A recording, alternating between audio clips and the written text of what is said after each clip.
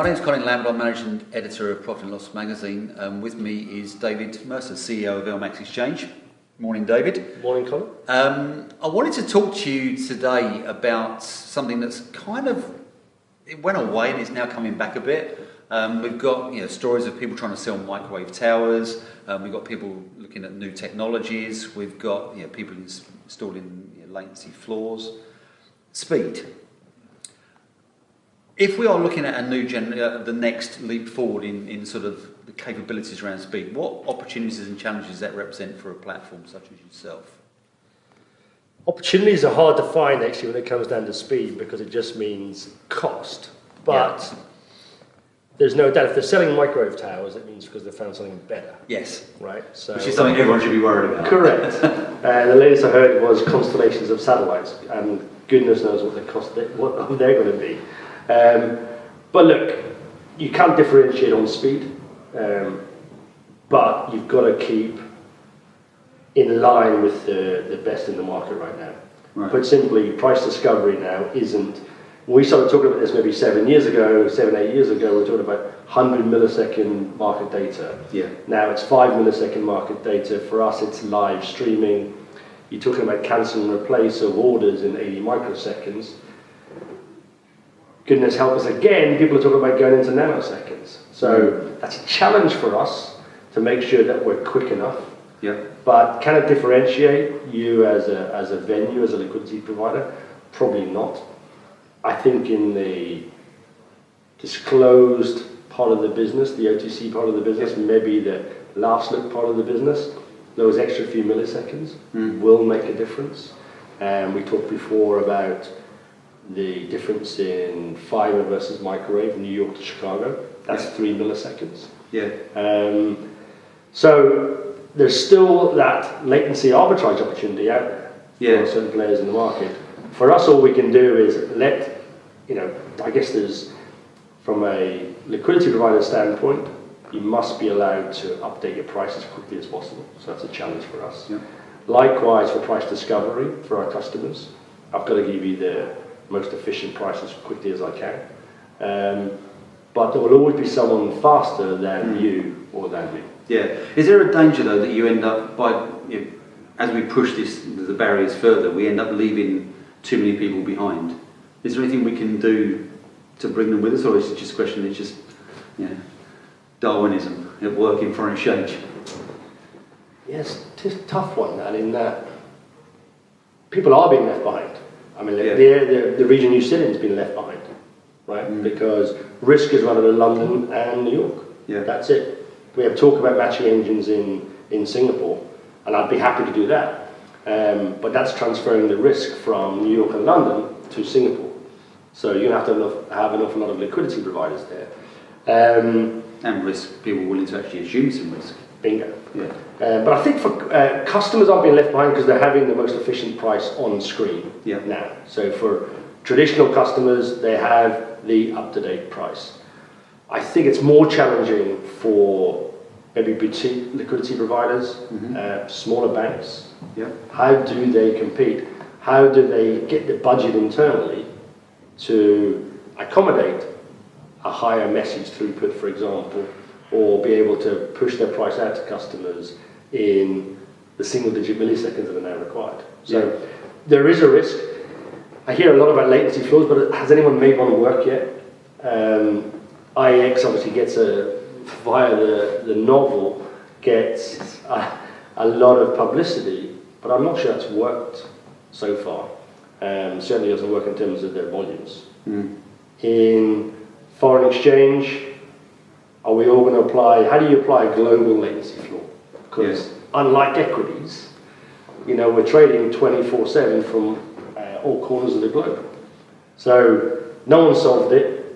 I don't think that's the solution. But on the other end of it, if someone uses the SpaceX constellation of satellites versus a microwave, they're going to win. Which means there's less competition at the top end of liquidity provision. But then I guess the first thing will be, is there a business case for that?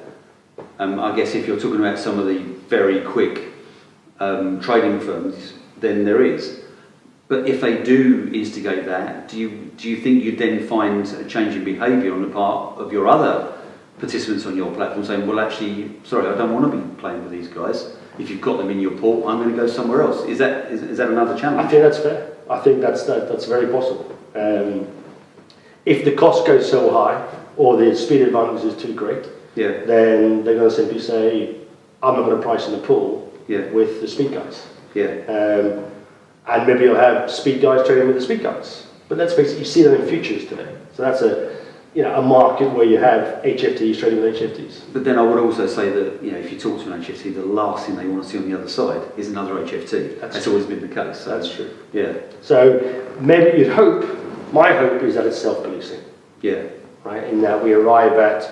Again, we've discussed it previously. The relative technology cost for launching an exchange or for being quick has, even in the 8 years we've been running LMAX, has come down by about 70%.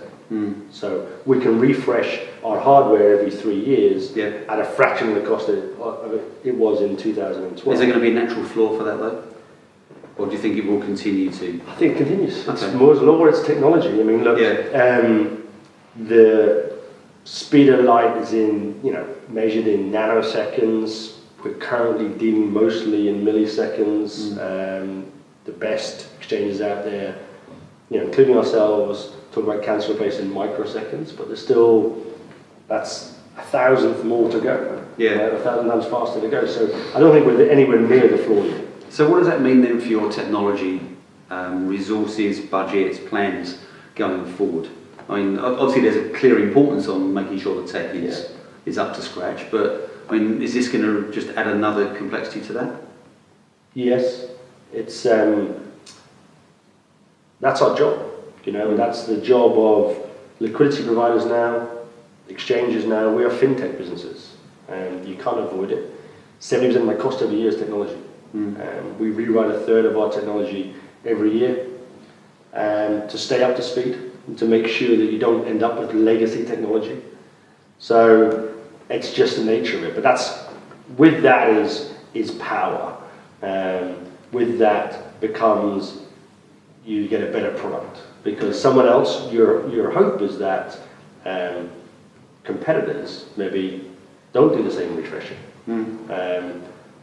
As I said earlier, though, with the speed game, it's hard for it to be an advantage. It's just a necessity, and you have to be efficient. But my tech team is double the size it was in 2012. So, does being nimble help? Though, does that give you a small advantage there in terms of actually getting new tech to market? Well, that's my bet. So, fair enough. Yeah. Look, if you look, what's happening in the marketplace. In the last couple of years, we are the only independent FX venue left. So there is risk there. You see these massive mergers. The biggest futures house in the world buying one of the biggest spot exchanges in the world is a challenge. Could they just squash the smaller guys? Or could they get tied up in corporate bureaucracy and bigger technology plans? I think the opportunity is there for us to move quickly and to take advantage of that. But of course, if it becomes down to money, you say that it's going to cost $500 million to have an efficient spot exchange, then you'll count most of us out. I don't think it's the case. No, I look at that and think to myself, well, people like competition, people like choice. If you get to that level, then really you're looking at one or two providers.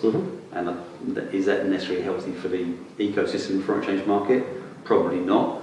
But then is there also this challenge then that if we push the barriers, to go back to speed and bring speed and technology together, if we push the barriers, is there the danger that someone like an LMAX Exchange, the nimble, quick tech provider, gets squeezed out simply on just pure scale? It's a risk. I think most of my larger competitors are actually bloated and therefore inefficient. I back my business model. Some of the transactions that have been done, we do double the revenue and sometimes treble the bottom line they've done. And I am 130 people. That's it.